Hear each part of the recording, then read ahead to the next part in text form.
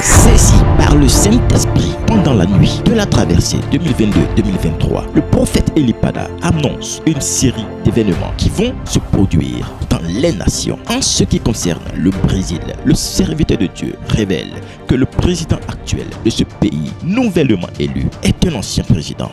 Mon esprit est également au niveau du Brésil. Et je vois comme un nouveau président à la tête du Brésil qui a été élu. Et c'est comme si ce président était un ancien président. Première vérité fondamentale, le président Lula, actuel président du Brésil depuis 2022, n'est pas à son premier mandat car il a été déjà président, élu une première fois en 2002, puis réélu une seconde fois en 2006. Il est enfin à son troisième mandat depuis 2022. Par la suite, le prophète Elipada révèle des troubles qui vont perturber son mandat. Il est là pour une grande mission, mais il va avoir beaucoup de complications. Ça va être le mandat, je répète, ça va être le mandat qu'il n'aurait pas dû faire. Je vois beaucoup de soucis dans son mandat. Deuxième vérité fondamentale, depuis le 8 janvier 2023, des manifestations violentes ont éclaté au Brésil. Suivant. Ce sont des images que le peuple brésilien n'est pas prêt d'oublier.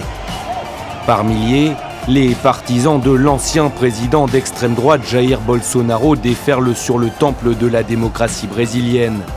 Très vite, ils prennent d'assaut le Sénat, la Cour suprême et le palais présidentiel, brisent les vitres des bâtiments, saccagent les bureaux, les couloirs aussi, dont certains contiennent des œuvres d'art historiques. Des pro-Bolsonaro, convaincus que le pouvoir leur a été volé par Lula. Des bolsonaristes qui en appellent aussi à l'armée. Sur cette banderole, le mot « intervention » ne laisse aucun doute sur leurs intentions. Ils souhaitent un coup d'État militaire. Après plusieurs heures de chaos, les forces de l'ordre reprennent peu à peu le dessus. Les émeutiers sont délogés à coups de gaz lacrymogène. Le face-à-face est tendu. Plus de 400 personnes sont alors arrêtées. Absent de la capitale au moment des faits, Lula déplore des événements sans précédent et promet la plus grande sévérité. Les auteurs seront punis avec toute la force de la loi pour ce geste irresponsable, pour ce geste antidémocratique et ce geste de vandalisme fasciste. Une première crise de taille pour celui qui a été investi une semaine plus tôt.